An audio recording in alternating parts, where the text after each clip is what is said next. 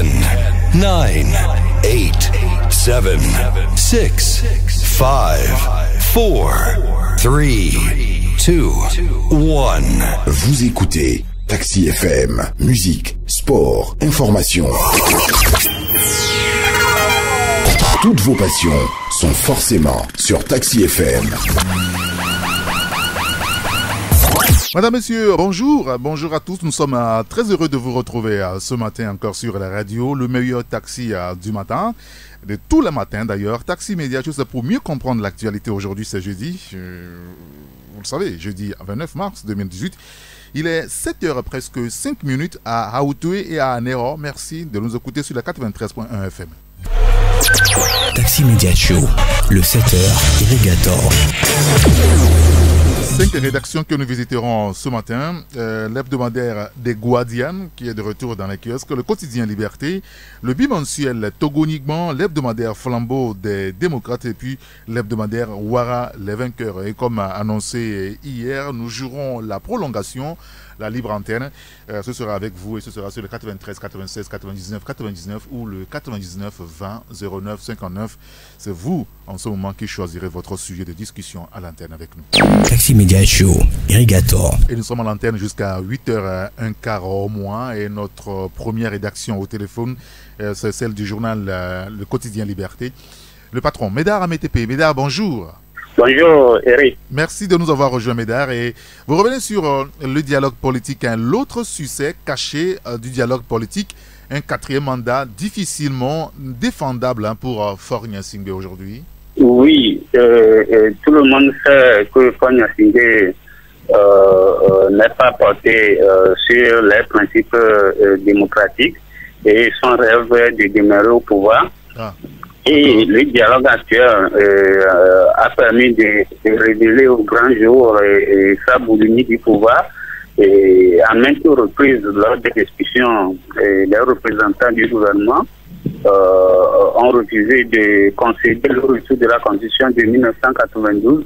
Et si elle devrait empêcher Faure Gnassingbé de briguer un nouveau mandat, et ils étaient disposés à accepter cette exigence du rétablissement de la Constitution de 1992 que si une nouvelle candidature du chef de l'État devrait être autorisée. Mais on se demande comment on peut défendre devant l'opinion un quatrième mandat de Faure Gnassingbé dans un contexte d'avancée démocratique en Afrique et dans la sous-région où tous les pays ont connu l'alternance, sauf justement le Togo.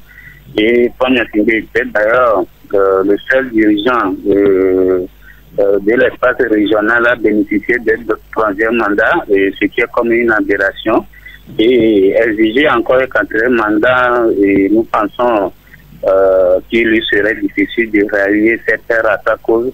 Et donc pour nous, ce quatrième mandat pour lui est indéfendable. D'accord, très bien. C'est l'autre succès caché du dialogue politique. On lira l'article, votre analyse à la page 3.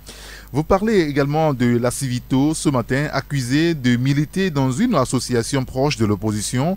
Le secrétaire général de la Civito, objet aujourd'hui d'intimidation de sa propre famille. Hein? Oui, tout à fait. Et la famille de Péléi, comme Yamana, secrétaire général de l'association des victimes de la torture au Togo à Civito, ne supporte pas que leur fils milite dans une association qui s'oppose à Faure Gnassingbé. Et le problème vient surtout de sa mère, et qui est du même village que le chef de l'État, et celle-ci est appuyée par les oncles, et qui tolère difficilement les sorties médiatiques des pays commis au sein de l'activité, surtout les déclarations et autres communiqués portant sa signature. Il est traité d'opposant et est obligé d'intimidation et de harcèlement. Il reçoit des appels anonymes qui le menacent. Et certaines personnes lui ont même conseillé de ne plus faire des déclarations et de démissionner de l'association, ce qu'il n'entend pas faire. Et la même situation s'était posée avec l'ancien président de la Civito, et le commandant Olivier Ama, qui est natif de Pia, comme la famille présidentielle, et pour avoir été l'un des leaders du collectif Sauvons le Togo. qui s'opposait farouchement au régime. Et il avait été persécuté, il a fait plusieurs fois la prison et a dû entrer en exil pour sauver sa peau. D'accord, très bien. Ben, écoutez, on lira l'article à la page 7 de votre journal ce matin. Puis vous parlez également de l'association Noubouéké qui organise samedi prochain, ce sera le 31 mars, si je ne me trompe pas, la deuxième édition de l'opération Mon sang pour le Togo. Médard. Oui, et malgré les tentatives du pouvoir de neutraliser le mouvement Noubouéké, et l'association ne s'avoue pas vaincue et continue de mener des actions citoyennes. Et la plupart, on l'espère, des détenus politiques ont été libérés dans le cadre des mesures d'apaisement. Mais le gouvernement s'oppose systématiquement à la libération des membres de Noubouéké, dont certains sont détenus depuis plus de 6 mois. Mais les responsables du mouvement ne se découragent guère et viennent de lancer la deuxième édition de l'opération de don de sang dénommée Mon sang pour le Togo. Et à travers cette opération, le mouvement entend apporter sa contribution à la lutte contre les pertes en vie humaines liées au manque des produits sanguins au Togo.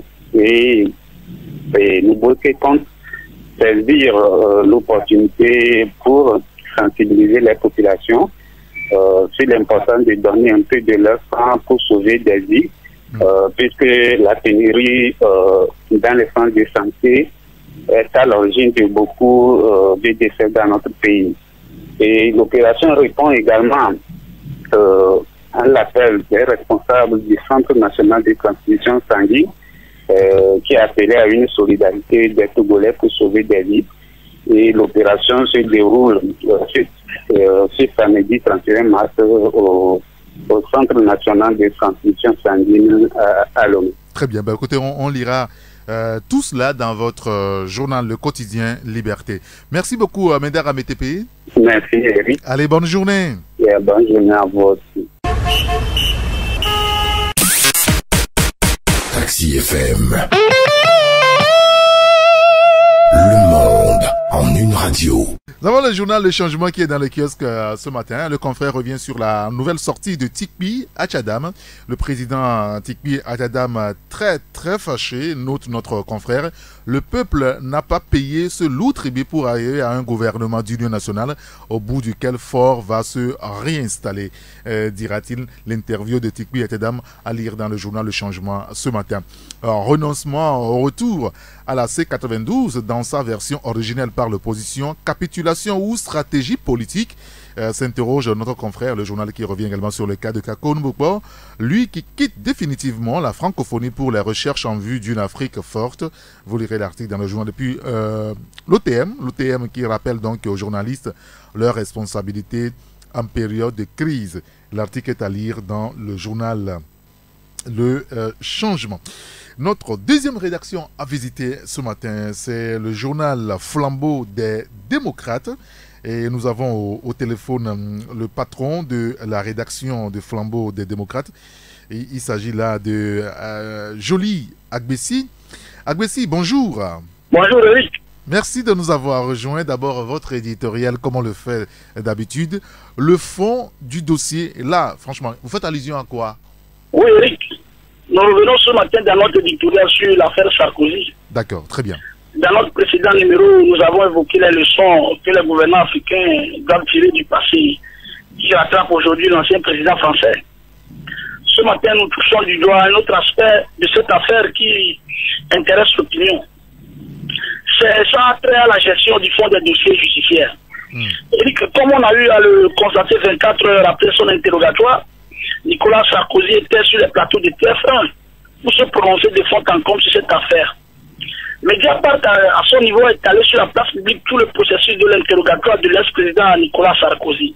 Alors, Eric, notre interrogation ce matin se situe au niveau de la gestion que la justice togolaise fait du fond des dossiers. Comme on a eu à le constater dans l'affaire d'escroquerie internationale dans laquelle on a couvert pratiquement le bec à Pascal Baudouin. il était fermement interdit de ne pas se prononcer sur cette affaire. Oui, bien sûr. Même chose dans l'affaire de l'incendie des grands marchés du Togo.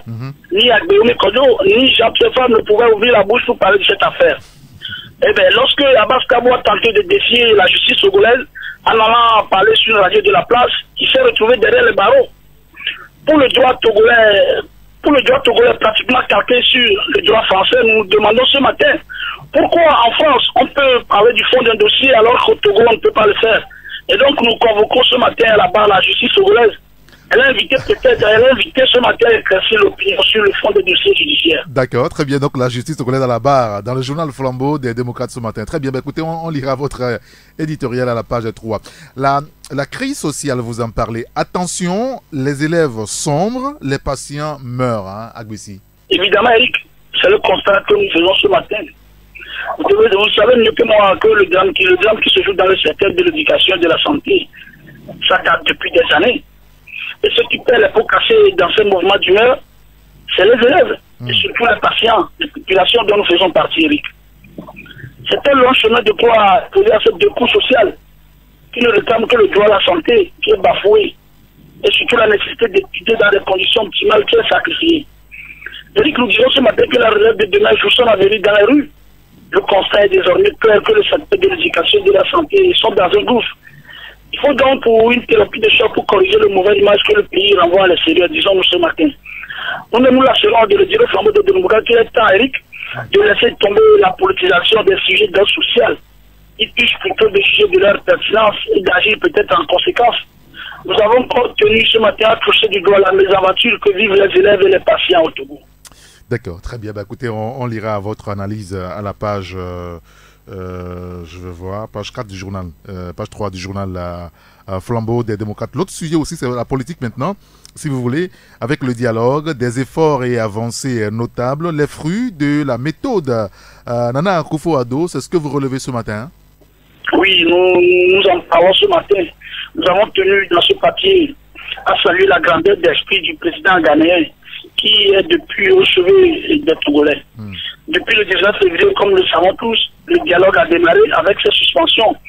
Et le 23 mars dernier, on était au troisième round de ce dialogue autour du facilitateur. Il a initié des séries de plénières et de consultations intensives. C'est des méthodes à saluer qui ont abouti peut-être à voir l'opposition lâcher un peu du lest. La coalition s'entient désormais qu'à 5 articles de la Constitution de 1992, le pouvoir de son côté a concédé à la coalition la nécessité d'interrompre le processus électoral en attendant les résultats du dialogue. Cette première concession avec laquelle le président ghanéen conduit les pourparlers.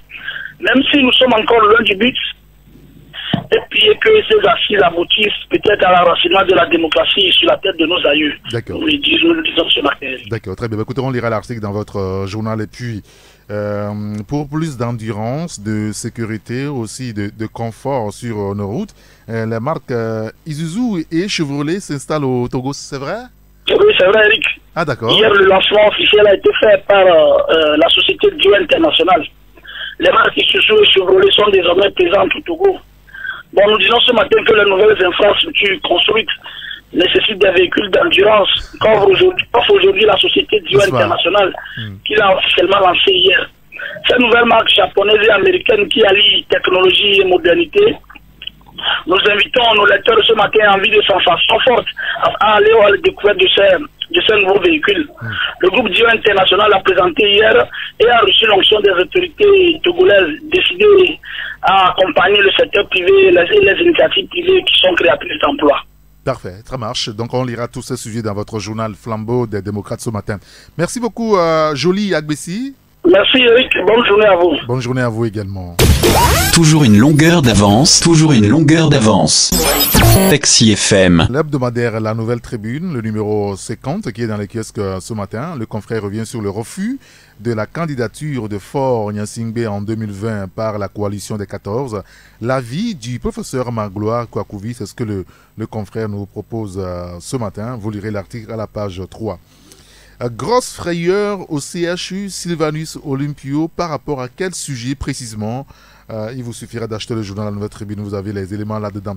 Et puis le confrère également qui parle de chef-lieu de la commune Zio. On va en parler d'ailleurs tout à l'heure avec le confrère Michel Tchadia. Convier les raisons d'un choix à lire dans le journal. Et puis au port autonome de Lomé, l'UPRAD annonce une action d'envergure contre LCT. Vous lirez cela dans le journal La Nouvelle Tribune. Taxi FM 93.1. La troisième rédaction maintenant, l'heure il sonne à 7h21 dans tous nos studios ici. C'est le journal Ouara les vainqueurs. Michel Tchadia. Bonjour Michel. Bonjour Eric, bonjour à tous nos amis de Taxi FM. Merci de nous avoir rejoint Michel. Vous parlez ce matin de la prolifération de hate speech et de fake news sur les réseaux sociaux. Le gouvernement togolais très préoccupé aujourd'hui. Oui, vous savez que le dernier conseil des ministres s'est planché sur l'utilisation des réseaux sociaux et surtout leur mauvais usage par les citoyens. Parce que vous savez depuis l'exaspération de la crise togolaise le 19 août avec les manifestations que vous connaissez, l'usage des réseaux sociaux a vraiment entamé sérieusement notre vivre ensemble. Et le gouvernement, au vu de tout cela, a voulu désormais mettre de l'ordre dans l'usage des réseaux sociaux avec un certain nombre de mesures, notamment la sensibilisation de la population sur le fait que les réseaux sociaux doivent être utilisés à bon escient et ils ne doivent pas être en aucun cas l'objet ou être à l'origine de la déstabilisation de notre pays ou disons la déchirure du tissu social. Donc nous sommes revenus sur ce communiqué sanctionnant le Conseil des ministres de la semaine passée et surtout tout ce que le gouvernement est en train de faire pour faire en sorte que désormais des mesures appropriées soient prises pour que que ce soit les internautes ou les responsables de ces réseaux sociaux-là puissent quand même comprendre la nécessité d'avoir un code de bonne conduite pour que au finish la paix sociale puisse être sauvegardée pour notre pays. Parfait, très bien, ça marche. Et puis vous parlez également de l'abandon du retour à la Constitution de 1992 dans sa forme originelle, une concession malicieuse de la coalition de l'opposition aujourd'hui, c'est ça? Oui, vous savez que après le deuxième round de discussion, la coalition s'est régie par l'intermédiaire de la coordinatrice de cette coalition, je vais parler de Mme Rita Adjamago, qui disait qu'ils ont fait une concession de taille. Cette concession, selon la coalition, c'est que la coalition abandonnait le retour à la Constitution de 92, en tout cas dans sa forme originelle. Et en lieu et place, les responsables de la coalition tenaient en tout cas à 5 articles qui devaient quand même être étudiés et faire en sorte que les réformes avancent. Alors que nous avons lu, en tout cas étudié scrupuleusement cet aspect de la chose, on s'est rendu compte que ce n'est pas au fait une concession, c'est une forme de ruse que la coalition est en train d'user vis-à-vis du pouvoir en place, parce que quand vous prenez les 5 points, c'est les 5 articles de la Constitution de 1992, c'est les points essentiels, très importants. Et si on revenait à ces points-là, ça veut dire en réalité, on va en tout cas, on va retourner à cette Constitution de 92-là d'une manière détournée. Parce que le fait de ne pas exiger le départ immédiat du chef d'État, exiger son départ en 2020, ça ne change pas grand-chose. Si aujourd'hui on laisse, on demande, on abandonne le fait que le chef d'État parte immédiatement, alors qu'on est en train de négocier, on est en train de négocier un nouveau contrat pour un nouveau contrat social pour notre, en tout cas, notre avancée commune. Alors, le fait de demander que le chef de l'État quitte en 2020, ça devient un peu absurde parce que si on devrait s'en tenir au fait que nous négocions un nouveau contrat social, ça veut dire que c'est de nouveaux tests et on doit quand même voir seulement l'avenir. C'est-à-dire que c'est pour la dispose pour l'avenir et l'appliquer directement au chef de l'État. Je trouve qu'en réalité, il n'y a pas une concession en tant que telle. Et le fait même que Tita Djadam, dans sa dernière sortie, dise que la transition dont il réclame, c'est sans forme, veut dire tout simplement que c'est une forme détournée de revenir à cette constitution de 92 et ce n'est pas une concession en tant que telle. D'accord, très bien. Bah, écoutez, on lira votre article dans le journal Ouara Les Vainqueurs ce matin. Et puis vous parlez de gesticulation, gesticulation inutile de Michel Ntové suite à l'attribution de chef-lieu de la commune de Zio de Covier, le canton aux multiples atouts finalement, Michel. Ah oui, vous savez, depuis que la commune de Zio de a confié Covier comme chef-lieu, on a eu des sorties, on a assisté à des envolées lyriques où on tentait de nous faire croire que Michel Ntové, Covier était toujours sous Michel Ntové, que le fait d'attribuer Covier comme chef-lieu de cette commune, c'était des manigances de la part du DG, en tout cas oui, du DG actuel de l'hôtel, M. Adégué, pour laisser ce chef-lieu-là chez lui, alors qu'en réalité, Covier n'a jamais été sous Michel Ntové, c'était tous deux cantons à l'origine, et le chef canton de Covier à l'époque, il ne voulait pas se soumettre au dictat du colon, alors que le chef canton de Michel Ntové était un collabo, et donc on a fait en sorte que le chef de Covier, en tout cas on l'a expédié, on l'a renvoyé, que la gestion a été confiée au chef canton de Michel Ntové d'alors. Donc on a voulu tronquer l'histoire en disant que Covier était sous Michel Ntové, alors que c'est faux. Et tous les critères qui ont concouru, que ce soit les critères historiques, anthropologiques, sociologiques et tout, quand vous voyez, il y a lieu de féliciter les techniciens du ministère de l'administration territoriale qui ont fait un travail juste et équitable. Et donc, il n'y a pas lieu de polémiquer. Les cadres de Michel Ntové qui s'agissent actuellement, je pense qu'ils sont en train de taper dans l'eau. Carrément, hein, Michel. Très bien. Bah, écoutez, il y aura un autre son des cloches tout à l'heure avec Ambroise Bonjour, certainement, puisqu'il doit être en ligne. Écoutez, Michel Tadia, merci beaucoup pour votre disponibilité quand même. Hein. Merci Eric, merci aussi à tous nos amis de Taxi FM. Allez, bonne journée. Bonne journée Eric. Sur Taxi FM, l'info roule. Il est là, Ambroise Bonjour, le patron du journal des Guardians dans les kiosques ce matin. Ambroise, bonjour. Bonjour Eric. Merci de nous avoir rejoint, Ambroise Bonjour. Et ce matin, d'abord, on va parler politique avec ce que vous appelez la grande concession de la coalition de 14 partis politiques au dialogue. Le pouvoir de Faure Gnassingbé est pris dans son propre piège aujourd'hui, c'est ça?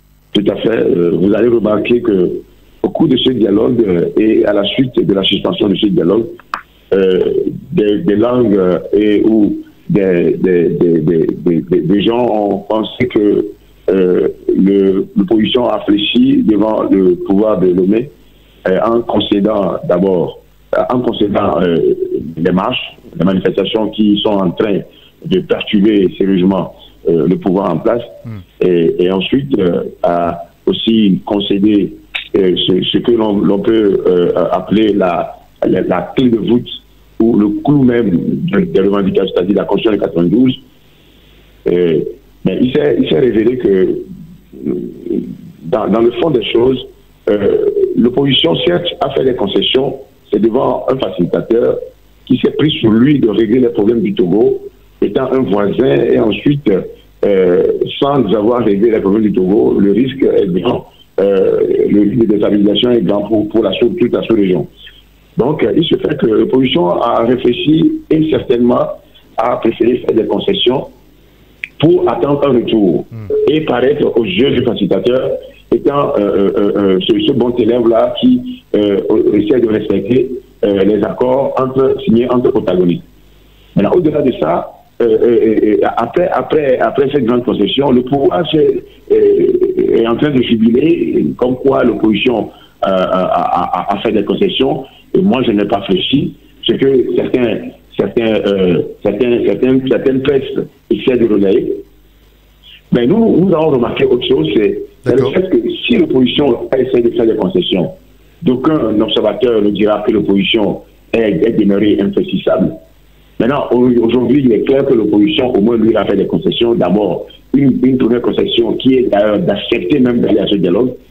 Une seconde concession, que je viens de le dire, qui est de saisir les marches, alors que l'arme étant une des terribles armes de cette opposition pour pouvoir faire cesser le pouvoir. Et ensuite, la Constitution de 92, qui a réduit à 5 articles qu'il faut modifier au sein de la Constitution. Aujourd'hui, on se demande qu'est-ce que le pouvoir lui a cédé. En réalité, quand vous vérifiez, le pouvoir n'a rien cédé. Le pouvoir n'a fait aucune concession. Même quand on parle de la suspension du processus électoral que le pouvoir est allé chercher comme une monnaie d'échange, ça ne fait pas partie des grands éléments de cette revendication. Donc, en fait, nous avons demandé que le pouvoir n'a rien cédé au final. Maintenant, il va falloir demander au pouvoir de concéder des choses. Certainement que c'est ce qui a conduit à ces consultations bilatérales qui se déroulent à Accra après la suspension de ce dialogue. Donc aujourd'hui, le feu est dans le camp du pouvoir. Le pouvoir est pris dans son propre piège de pouvoir concéder au jeu d'abord de l'opinion publique nationale et maintenant au jeu des chefs d'État de l'Afrique ou bien de la CEDEAO et de la communauté internationale. Parfait. Donc c'est ce que nous avons essayé de révéler dans cet article. Oui, tout à l'heure vous parlez de consultation bilatérale. On nous renseigne qu'il y a quelques jours, mardi dernier, le pouvoir de Faure Gnassingbé était à Accra aux côtés du facilitateur ghanéen. Rien pour l'instant n'a filtré de cette discussion. Autre sujet que vous développez, voilà, on en vient à l'attribution du chef-lieu de la commune Zio 2, Ambroise. Et vous dites que quelles que soient les gesticulations, Micheline Tové sera rétabli dans ses droits tôt ou tard. Tout à fait. Vous avez aussi remarqué qu'il y a des gesticulations du bruit de presse qui se fait autour de cette histoire ces derniers temps. Oui, certainement que des billets de banque sont passés par là. Mais ça ne nous préoccupe pas. Un voleur crie qu'on lui a volé. Ce qui est étonnant, vous avez remarqué que celui pour qui le vol a été effectué aussi a commencé par crier. Allez chercher le sens que ça donne. Vous savez, l'histoire, on ne la tronque pas. On ne jette pas l'histoire dans l'eau. Vous la jetez, elle ressort comme une carapace, elle ressort comme une épave de bateau. Micheline Tové, tout le monde le sait, est l'un des villages qui a formé des élites de la vallée du Zion, de toute la vallée du Zion, depuis les temps immémoriaux. Un village âgé de plus de 400 ans, devenu canton il y a 82 ans, ne peut se rivaliser. Micheline Tové a gouverné Corbier pendant 62 ans. Nous avons été sur le terrain, tous les recoupements l'ont prouvé. Micheline Tové a un plan directeur, contrairement à son canton voisin qui n'en a même pas. La preuve, il y a des cadres qui ont fait déployer des catapillars, des bulldozers pour tracer les voies à Micheline Tové. Les cadres du Corbier ont envoyé, qui ont des moyens, ont envoyé des catapillars tracer les voies de Micheline Tové, contrairement à Corbier qui n'en a pas. Aujourd'hui, les gesticulations se font, des bruits se font autour de cette attribution qui a été une injustice créée parce que Micheline Tové se retrouvait sur le premier draft qui avait atterri sur la table de l'Assemblée nationale et par enchantement, le nom de Micheline Tové disparaît au profit du nom de Corbier. C'est vrai qu'entre les deux communautés, nous sommes des frères et il n'y a aucun problème entre les communautés, mais les politiques sont en train de passer par là pour diviser la communauté. Aujourd'hui, la guerre est latente. La marche du 17 a été le clou de la colère de la population de Michel Doré. Et donc, nous disons que au-delà de tout ce que les gens peuvent écrire, les gens peuvent dire dans les journaux et autres, l'histoire retient quand même que tôt ou tard, Michel Doré sera rétabli dans ses droits, et mieux, toutefois par une préfecture. Ce ne sont pas les gesticulations, ce ne sont pas les bruits de mer qui vont réveiller les démons du vol, mais tout ce qui est intéressant dans ça, c'est que quand vous approchez tous les patrons, même au sein du parti au pouvoir, ils vous diront que s'il n'y a pas un match entre c'est une injustice qui a été créée, très rapidement la rétablir. Bien, écoutez, Ambroise, on a compris, on lira l'article que vous avez fait à ce propos, c'est à la page 3. On lira l'article donc dans le journal. Et puis le dernier sujet évoqué avec vous très rapidement, c'est par rapport donc au foncier vers l'adoption du nouveau code foncier. Plusieurs dispositions protègent le premier acquéreur de bonne foi. Fini, on va dire, les démolitions, c'est ça? Oui, et vous savez qu'il y a eu quelques jours, le débat tournait autour du premier acquéreur sur certains médias, autour du titre foncier, qui est un document à problème aujourd'hui. Et vous allez voir aussi que le conflit foncier est un conflit qui est géré à 80% par la justice, qui devient, comment vous l'appelez, un sérieux problème pour les familles et consorts. Aujourd'hui, l'autorité a réfléchi à remplacer cet ancien code foncier qui date des habitants coloniaux pour pouvoir rétablir la paix dans les maisons, rétablir la paix dans les cœurs. Et il s'est fait que ces derniers jours, les choses s'accélèrent et que ce qui était en gestation est devenu avant projet de loi, s'est converti en projet de loi et est actuellement sur la table de l'Assemblée nationale pour être voté. Nous sommes allés chercher pour en savoir plus sur le contenu et que si ce contenu pouvait arranger le commun des mortels, surtout l'acquéreur de bonne foi. Et il s'est révélé que plusieurs à disposition, surtout du titre 10, du titre 9, 10 et 11, en disent long et révèlent de sérieuses dispositions qui intéresseraient l'acheteur de bonne foi. Et dans cette disposition, vous allez remarquer que fini la démolition des maisons achetées auprès des collectivités locales, même après 50 ans, qui se réveillent, qui disent que ce que vous avez acheté, on a eu à faire le partage, mon grand-père n'a pas eu à bénéficier de cet héritage, donc moi si je veux ma part. Tout ça là c'est fini. Vous achetez une maison, la maison fait 5 ans, ce serait difficile à quelqu'un d'aller consulter un juge ou d'aller attendre une ordonnance pour faire une démolition. Parce que vous aurez à vous en prendre à vous-même dans votre propre famille, dans votre propre collectivité. Ça un réglé. Le titre foncier sera désormais attaquable, en ce sens que si ce titre a été irrégulièrement acquis, il n'a pas été régulièrement acquis, le titre foncier sera attaquable. Parce qu'il se serait prouvé certainement que le premier acquéreur qui aura acheté le terrain en 90, en termes d'exemple, et que le deuxième acquéreur venait en 2000, court pour aller chercher un titre foncier parce qu'il a les moyens, il n'aura jamais gain de cause parce que toutes les procédures de la base seront prouvées jusqu'au sommet pour démontrer qu'il n'a pas été le premier acquéreur. Et c'est désormais une question de l'autorité publique. Ce n'est plus une question d'aller voir le juge qui est dans sa chambre et vouloir chercher à avoir de l'eau en prenant une ordonnance pour faire et ensuite aller à une réquisition qui vient démolir des maisons sans pouvoir penser si réellement le monsieur a été le premier acquéreur ou le second. Donc tout ça c'est fini. Il y aura maintenant un comité de base locale qui aura tranché d'abord le litige pour vérifier réellement si ce terrain-là appartient à tel acquéreur ou à tel, avant que le dossier n'atterrisse sur la table de la justice. Et tout est mis en œuvre en termes de sanctions dans toute la chaîne. D'ailleurs, désormais, avant de vendre un terrain, après, au niveau de ce code, il faudrait immatriculer le terrain, la parcelle, avant de la vendre. Donc, il y aura plus cette histoire de double vente et triple vente. Il y a autre chose. Vous êtes sur un terrain que vous avez acquis, peut-être de bonne foi. Mais celui qui vous l'a vendu était un fraudeur, était un voleur. Donc, la démolition est certaine. Et cette fois-ci, il y aura pas cette démolition, il y aura une négociation entre celui qui a acquis le terrain et qui se trouve sur celui qui a construit un bâtiment sur le terrain, au prorata du temps passé sur le terrain par rapport au montant initial de la vente. Donc il y a tellement de choses intéressantes que nous avons compris, nous avons lu. Parfait. Vous savez, quand vous voulez comprendre les lois, il faut aussi un peu connaître le droit. C'est ce qui fait que des fois, les interprétations deviennent différentes pour celui qui ne maîtrise pas, celui qui n'est pas juriste, mais qui n'est pas forcément juriste, celui qui veut comprendre les lois. Parfait, très bien. Il faut aller à la source pour en savoir. Très bien. Maintenant, nous avons aussi, dans notre parution d'aujourd'hui, eu un entretien avec le directeur général de transport routier, M.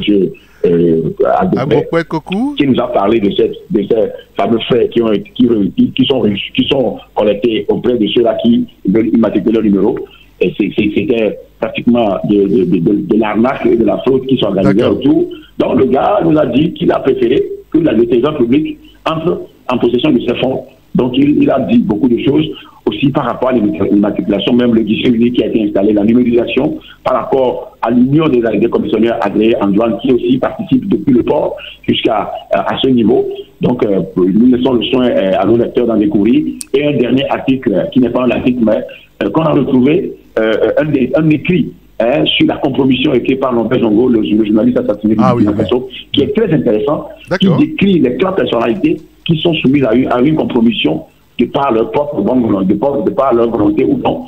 Donc nous laissons le soin à nos lecteurs d'en découvrir dans cette parution que nous proposons aux lecteurs de s'en procurer dans les caisses. D'accord, très bien. Et Norbert Zongo qui dit toute compromission se paie tôt ou tard. Et en Afrique, la compromission des peuples s'effectue à 3 niveaux. Il y a un premier niveau, naturellement, un deuxième et puis un troisième niveau. Donc on va convier vos lecteurs, donc nos auditeurs également, à acheter votre journal des Guadianes qui est vendu à 500 francs CFA, contrairement aux autres journaux qui sont à 250 francs CFA.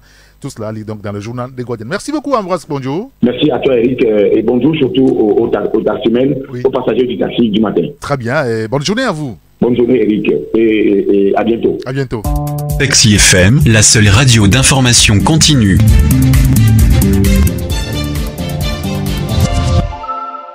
Notre dernière rédaction ce matin, c'est le bimensuel Togo-Nigbon et nous avons Eric Gagli qui est au téléphone aussi avec nous. Eric, bonjour. Oui, bonjour Eric, bonjour à tous les auditeurs de Taxi FM.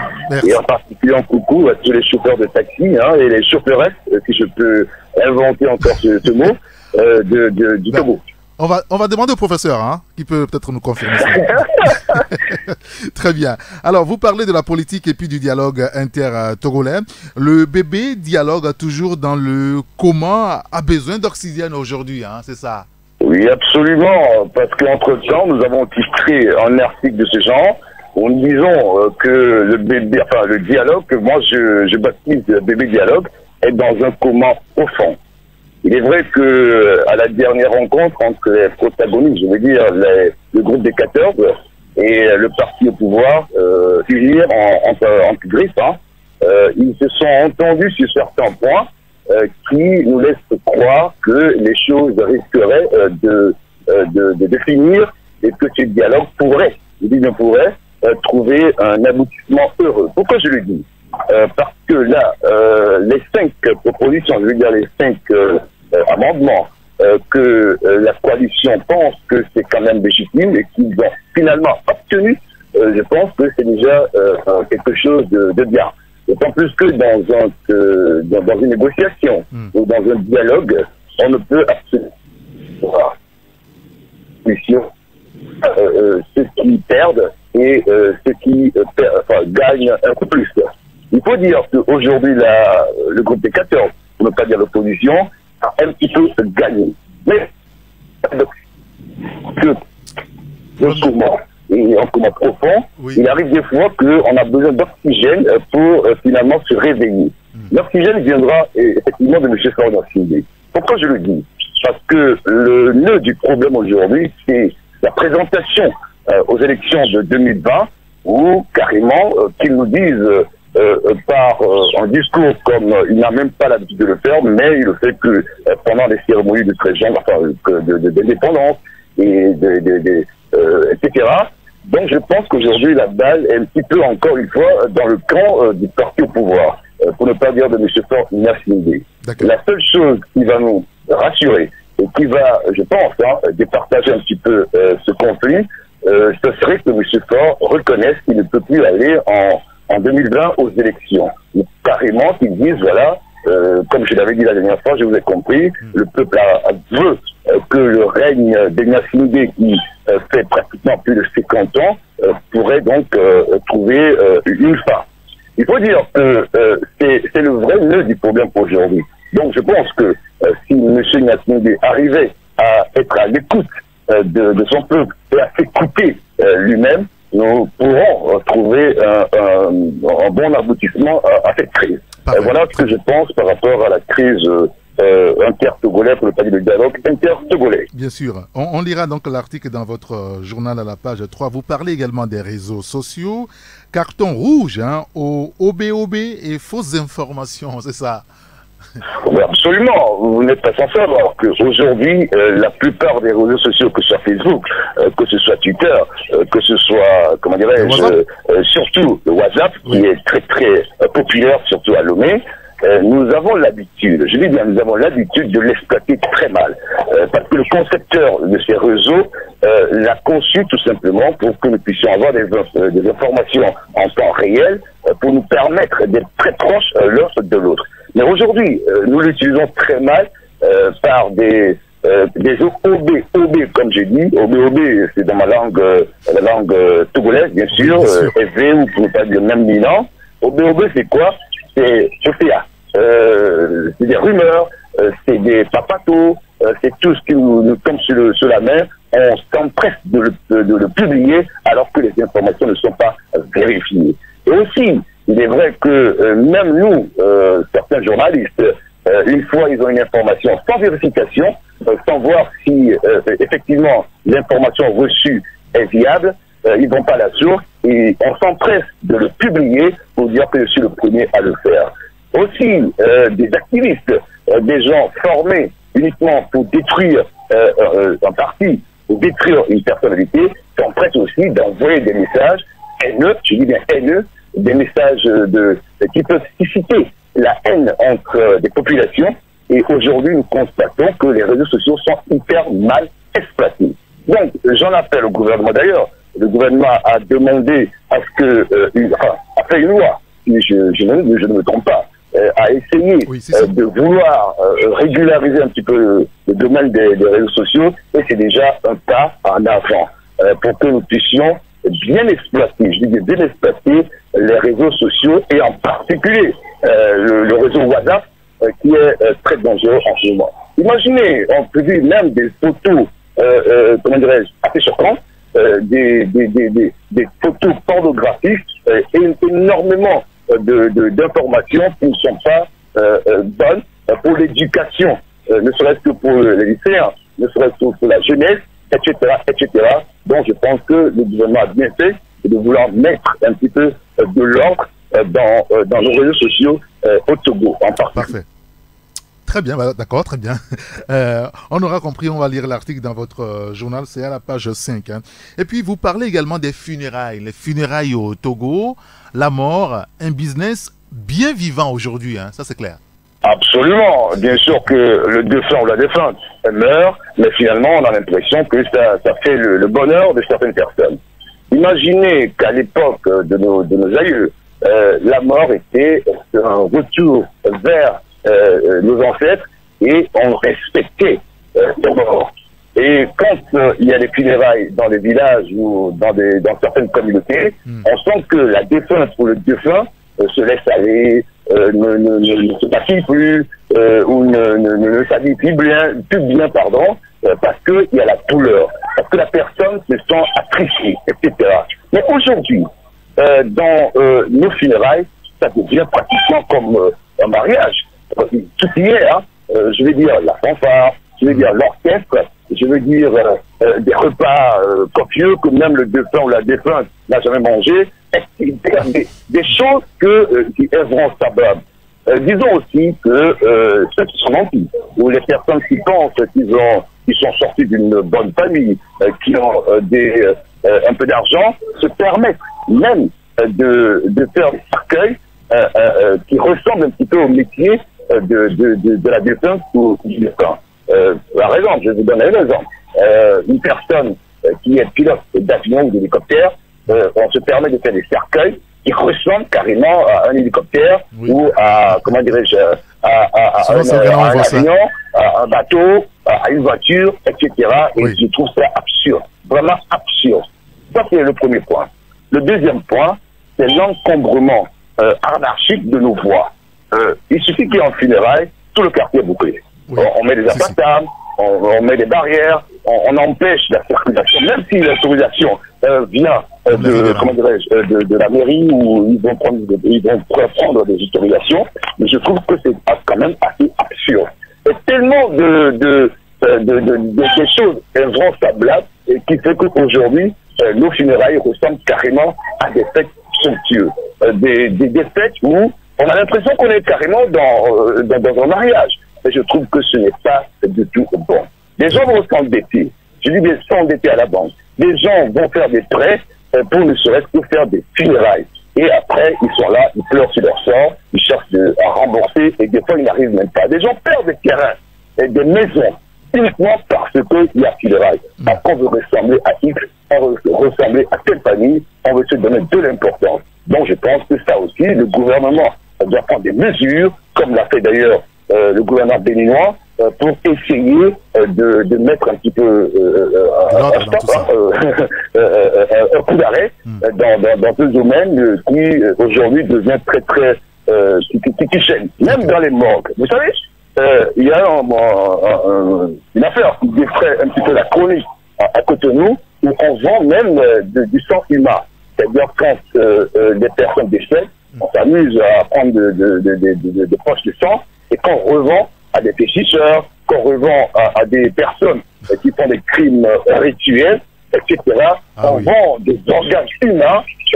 Non, mais attendez, l'être humain qui meurt, ou bien le défunt ou la défunte, il n'est plus considéré. On a l'impression qu'aujourd'hui, tout ce qui est qui touche au funérail devient vraiment un domaine où il faut mettre de l'ordre.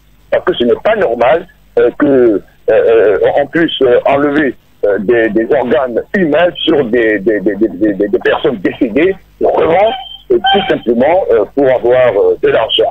Donc tout ça, je pense que le gouvernement doit prendre des mesures pour arrêter ce phénomène et surtout diligenter des enquêtes vers les modes togolaises pour voir si ce trafic d'êtres humains, ce trafic d'organes humains, comment ça se passe et essayer de mettre un coup d'arrêt à tout ça.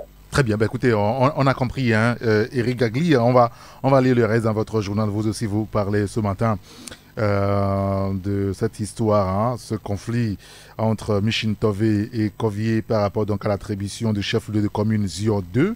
Et puis, l'administration publique, une crise sociale qui perdure dans un mandat social très, très fort. Écrivez-vous ce matin. Merci beaucoup, Eric Gagli. Merci, Rigateur, et merci à vous. Vous faites du bon travail. Et je vous dis bon vent, comme on dit. Merci beaucoup, Eric, et bonne journée. Merci à vous, monsieur.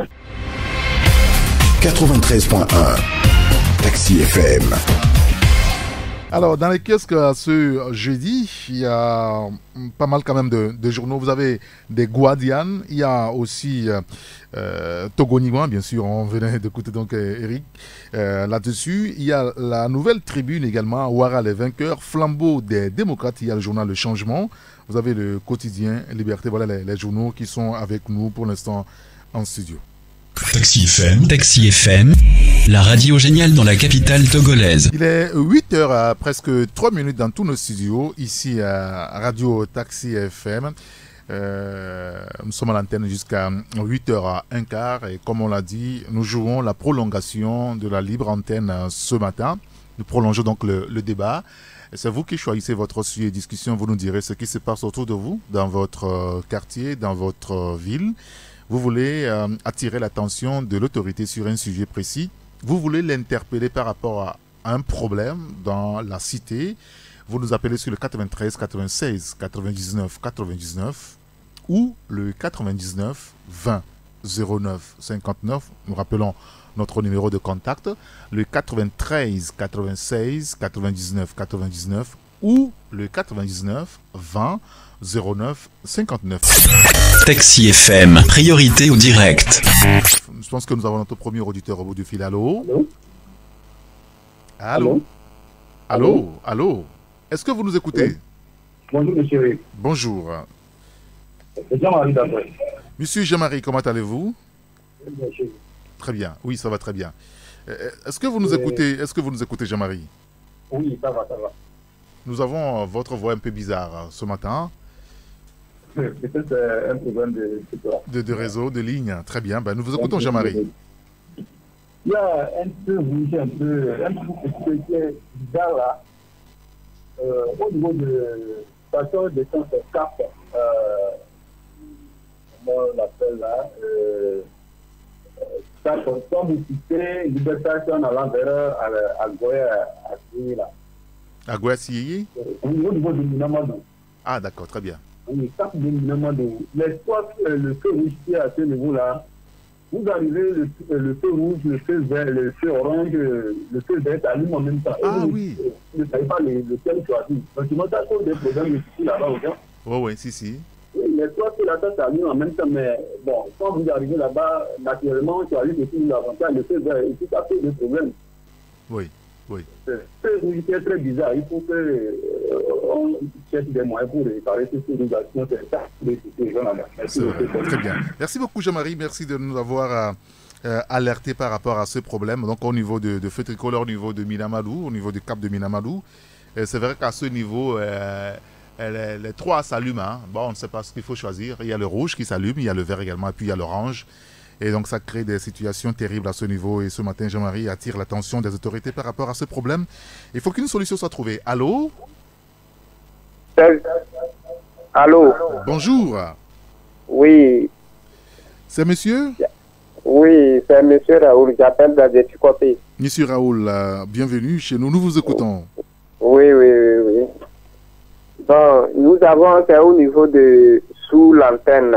Nous avons besoin des feux tricolores là-bas. Sincèrement, chaque jour, ce qui se passe là-bas, là, c'est pas bon. Où ça? À Adéticopé? Oui, monsieur. À Adéticopé là-bas, et vous avez besoin de feux tricolores?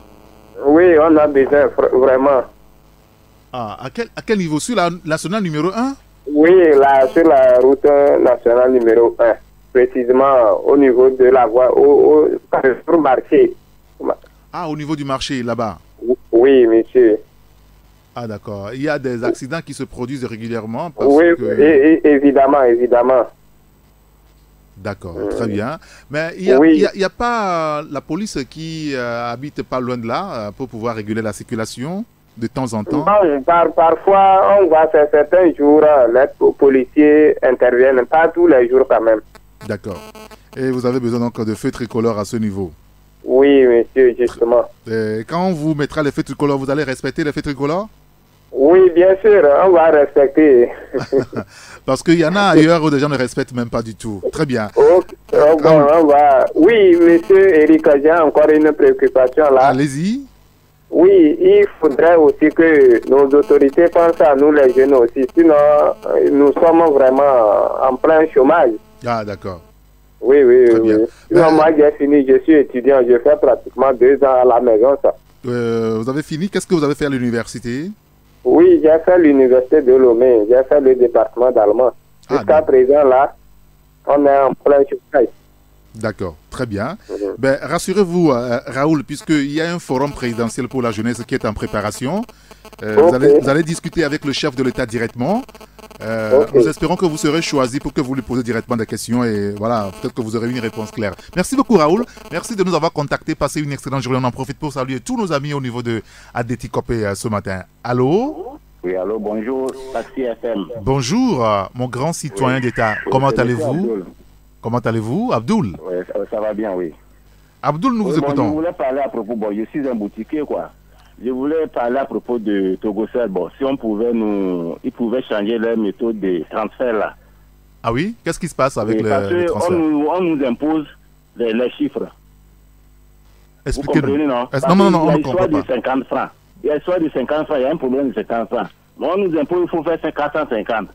Bon, moi, je ne comprends pas. Pourquoi on ne fait pas faire 500? On ne fait pas 600, 450 à 1000 francs.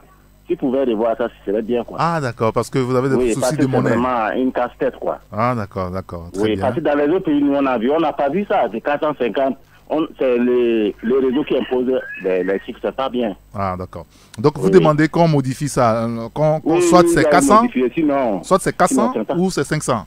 Oui, 400 ou 500. Parce que d'autres qui n'arrivent pas à comprendre. Bon, moi, je leur propose, on va faire 200 deux fois. Ils disent non, c'est 450, moi je vais. Mais il n'y a pas 50 francs de retour. Pourtant, lui aussi, il attend de prendre ces 50 francs. Et il y a problème de 50 francs. D'accord, très bien. Bon. Merci beaucoup, Abdoul.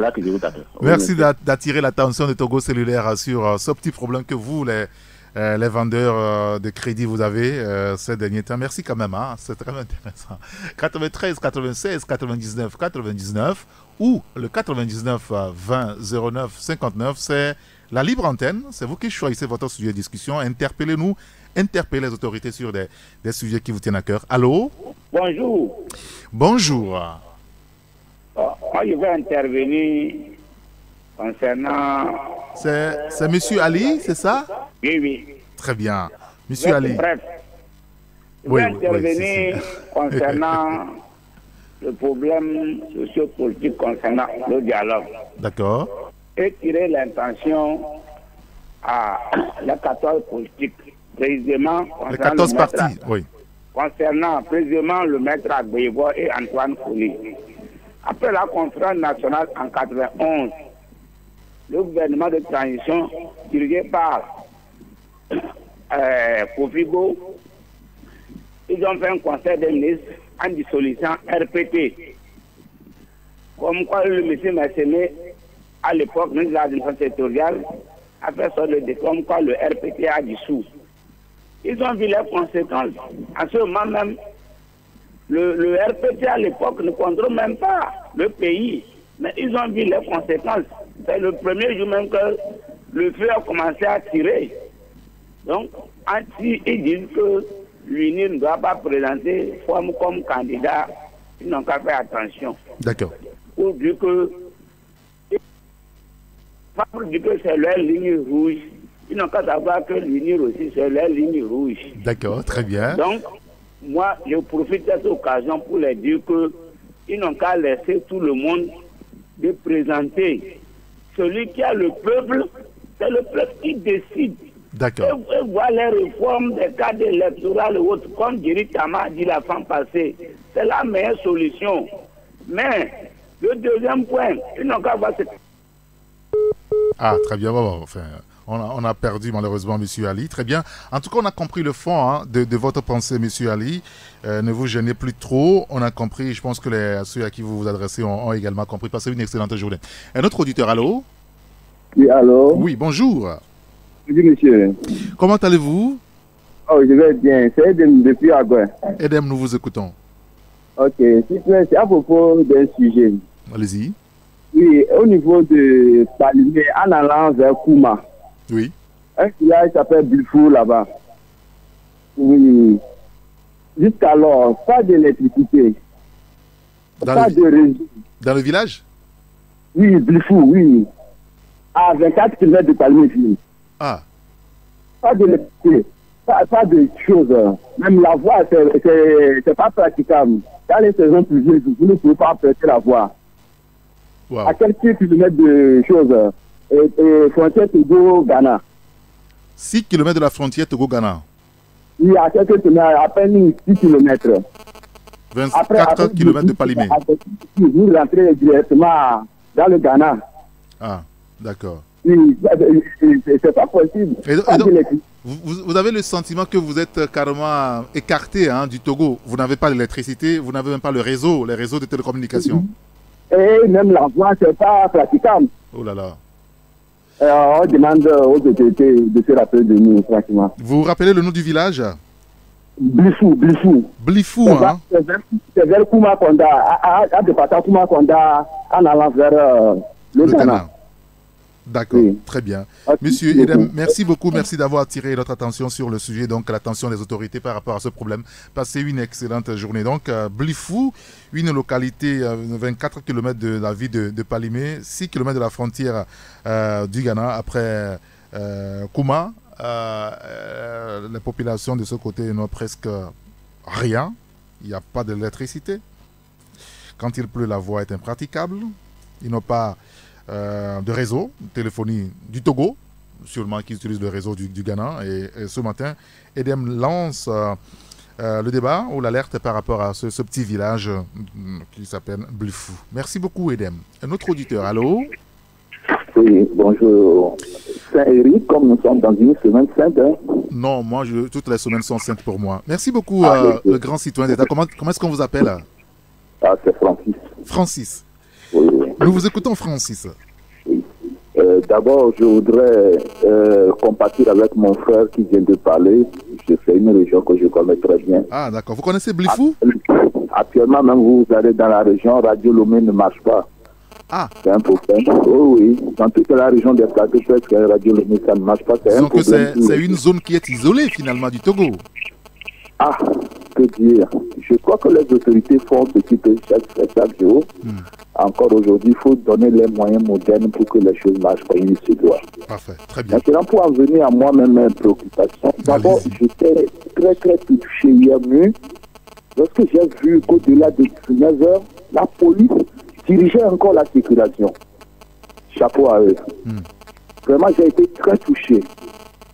J'ai pris la route du boulevard, j'ai circulé jusqu'à Tikou, mais tout cela, il y a des choses à faire.